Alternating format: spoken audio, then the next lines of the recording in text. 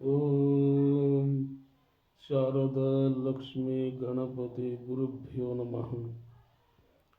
ಸಿದ್ಧಾರೂಢರ ಕಥಾಮೃತ ಈ ಶ್ರಾವಣ ಮಾಸದಲ್ಲಿ ನಡೆದ 5ನೇ ಅಧ್ಯಾಯ. ಚಿತ್ತದೊಳು ವೇದಾಂತ ಜ್ಞಾನವ ನಿತ್ಯದಲ್ಲಿ ನೆನೆಯುತ್ತ ಸತ್ಯಶೋಧಕರಾದ ಭಕ್ತ ಮುಮುಕ್ಷಿಗಳಿಗದ ನೀವುತ ಸಿದ್ಧಯೋಗಿಯ ತೀರ್ಥ ಕ್ಷೇತ್ರಗಳನ್ನು ಕಾಣುತ್ತ ಹೋದನು.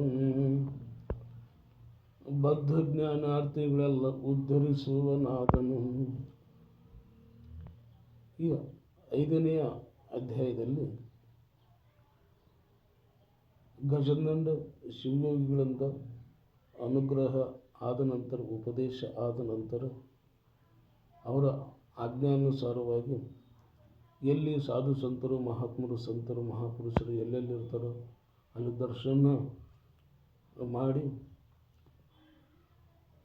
ಎಲ್ಲ ಕಡೆಗೂ ಓಡಾಡಿ ಈ ವೇದಾಂತ ತತ್ವವನ್ನು, ಷಡ್ಶಾಸ್ತ್ರವನ್ನು ಉಪದೇಶ ನೀಡುತ್ತಾ ನಿತ್ಯದಲ್ಲಿ ನೆನೆಯುವುದು ಸತ್ಯಶೋಧಕರಾದ ಭಕ್ತ ಮುಮುಕ್ಷಿಗಳಿಗದ ನೀವುತ.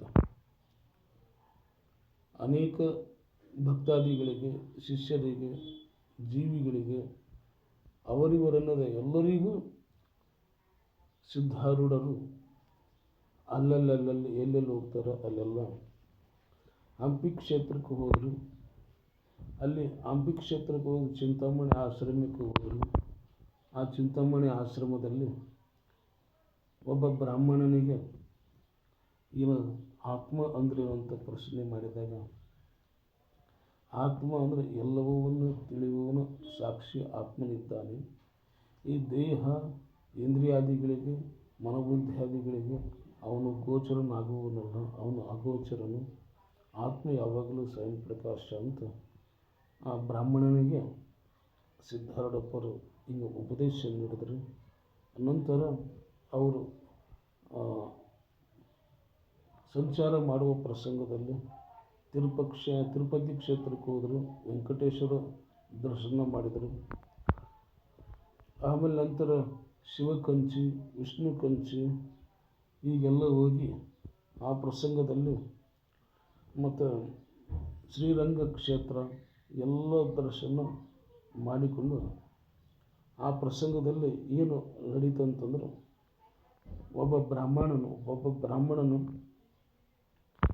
ಅಲ್ಲಿ ಒಂದು ದೇವಸ್ಥಾನದಲ್ಲಿ ನೀನು ಭವಿಯದಿ, ನೀನು ಏನದ ಅಂತಂದ್ರೆ ಚಾಂಡಾಲನ ಹೆಂಗೆ ತೋರ್ತದೆ ಅಂತ ಹೇಳಿದಾಗ, ಸಿದ್ಧಾರೂಢಪ್ಪರು ನಿನ್ನಲ್ಲಿ ಏನಿದೆ ಅಂತಂದ್ರೆ ಆಶಾ ಚಾಂಡಾಲನ ನೀನಿದ್ದಿ, ನೀನು ಆಶೆ ಮಾಡ್ತಾ ಇದ್ದಿ ಅಂತ ಸಿದ್ಧಾರೂಢರು ಹೇಳ್ತಾರೆ. ಮತ್ತು ಒಂದು ತೋಡೆ ಅವನಿಗೆ ಬ್ರಾಹ್ಮಣನಿಗೆ ಸಿಟ್ಟು ಬಂದಾಗ ನೀನೇನದ ಅಂತಂದ್ರೆ ಕ್ರೋಧ ಚಾಂಡಾಲನೇ ಇದ್ದಿ ಅಂತ ಸಿದ್ಧಾರೂಢರು ಹೇಳ್ತಾರೆ. ಮತ್ತು ಏನದ ನಿನ್ನಲ್ಲಿ ಏನದ ಆಶೆ ಇದ್ದು ನಿನ್ನಲ್ಲಿರುವ ವಸ್ತುವನ್ನು ಸಿಟ್ಟು ಮಾಡಿ ಮತ್ತು ಯಾರಿಗೂ ಈ ಪ್ರಸಾದವನ್ನು ಸೇವನೆ ಮಾಡಬಾರ್ದು, ನಾನೇ ಶ್ರೇಷ್ಠ ಅಂತೆಲ್ಲ ನಿನ್ನಲ್ಲಿ ಲೋಭ ಚಾಂಡಾಲನ ಇದ್ದಾನೆ. ಮತ್ತು ನೀನೇನದ ಅಂತಂದ್ರೆ ನಮ್ಮವರು ತಮ್ಮವರು ಅಂತಂದು ಜಾತಿ ಮತ್ತು ಭೇದ ಮಾಡ್ತಾ ಇದ್ದಿಲ್ಲ, ನಿನ್ನಲ್ಲಿ ಮೋಹ ಚಾಂಡಾಲನ ಪ್ರವೇಶ ಆಗ್ಯಾನ. ಮತ್ತು ನಿನ್ನಲ್ಲಿ ಏನದ ಅಂತಂದ್ರೆ ಮದ ಚಾಂಡಾಲನ ಇದ್ದಾನೆ ಮತ್ತು ಮತ್ಸರ ಚಾಂಡಾಲನ ಇದ್ದಾನೆ. ನೀನು ಯಾರನ್ನೂ ಸಹಿಸುವುದಿಲ್ಲ ಅಂತಂದಾಗ, ಒಬ್ಬ ಚಾಂಡಾಲನ ನೀನು ಈ ಅರಿಷಡ್ ವರ್ಗಗಳಿಂದ ಕೂಡಿಕೊಂಡಿರುವ ನಿನ್ನಲ್ಲಿ ಇದೇ ನಿಜವಾದ ಚಾಂಡಾಲತ್ವ ಅಂತ ಸಿದ್ಧಾರೂಢರು ಹೇಳಿದಾಗ ಅವನಿಗೆ ಅನುಭವಕ್ಕೆ ಬರ್ತದೆ.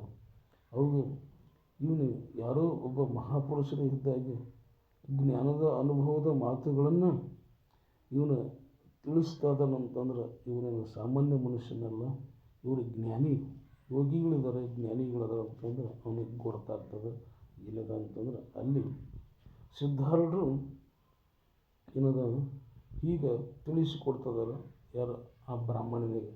ಮತ್ತು ಆ ಪ್ರಸಂಗ ಮಧ್ಯದಲ್ಲಿ ನಡೀತಾ ನಡೀತಾ ಸಿದ್ಧಯೋಗಿಯ ತೀರ್ಥಕ್ಷೇತ್ರಗಳನ್ನು ಕಾಣುತ್ತಬಹುದು ನಾವು. ಅನೇಕ ಮಠ ಮಂದಿರ ದೇವಸ್ಥಾನ ಪುಣ್ಯಕ್ಷೇತ್ರ ತೀರ್ಥಕ್ಷೇತ್ರ, ಅನೇಕ ಶಿವ ದೇವಾಲಯಗಳು, ಪರಮಾತ್ಮನ ದೇವಾಲಯಗಳಲ್ಲಿ ಹೋಗಿ ಅಲ್ಲಿ ತಂಗಿ ಇದ್ದು ಅವರು ಕೊಟ್ಟಿರುವ ಪ್ರಸಾದವನ್ನು ಸೇವನೆ ಮಾಡಿ ಅವರಿಗೆ ಶಿವ ಪಂಚಾಕ್ಷರಿ ಮಹಾಮಂತ್ರ ಜಪ ತಪ ಅನುಷ್ಠಾನ ಅವರಿಗೆ ಸಂಸ್ಕಾರ ಶಿಕ್ಷಣವನ್ನು ನೀಡಿ ಮತ್ತು ಏನದಂತಂದ್ರೆ ಮುಂದಕ್ಕೆ ಸಂಚಾರ ಮಾಡ್ತಾ ಮಾಡ್ತಾ ಸಿದ್ಧಾರೂಢಪ್ಪರು ಹೋಗ್ತಾರೆ.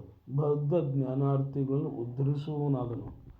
ಅವನು ಬದ್ಧಿತರನ್ನು ಏನದ ಈ ಜ್ಞಾನಾಮೃತದ ಅನುಭವದಿಂದ ಮುಮುಕ್ಷುಗಳಿಗೆ ತಮ್ಮ ಸ್ವರೂಪ ಜ್ಞಾನವನ್ನು ಬಿತ್ತುತ್ತಾ ಉಪದೇಶ ಮಾಡ್ತಾ ಅನೇಕ ತೀರ್ಥಕ್ಷೇತ್ರಗಳನ್ನು ದರ್ಶನ ಮಾಡ್ತಾ ಸಿದ್ಧಾರೂಢಪ್ಪರು ಸಂಚಾರ ಮಾಡ್ತಿದ್ದಾರೆ. ಈ 5ನೇ ಅಧ್ಯಾಯದಲ್ಲಿ ಹಿಂಗೆ ನಿರೂಪಣೆ ಬರ್ತದೆ. ಓಂ